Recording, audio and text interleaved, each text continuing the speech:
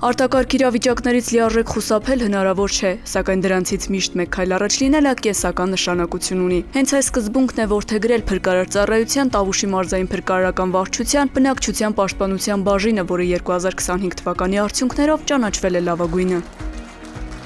Տարվա ընթացքում բաժինը բնակչության պաշտպանության ոլորտում իրականացրել է համալիր և բազմաբնույթ աշխատանքներ, ուղղված արտակարգ իրավիճակներում դիմակայունության բարձրացմանը։ Գործունեության առանցքում եղել է ոչ միայն արձագանքման կարողությունների կատարելագործումը, այլև կանխարգելիչ մշակույթի ձևավորումը։ Բաժինը իրականացնում է բազմաբովանդակ աշխատանքներ, մարզում գտնվող քարարթափման, սելավավտանգ, ծովանքավտանգ գոտիներում յուրաքանչյուր տարի ակնադիտական ուսումնասիրություն է իրականացնում, պատկան մարմիններին ներկայացնում, թե ինչպիսի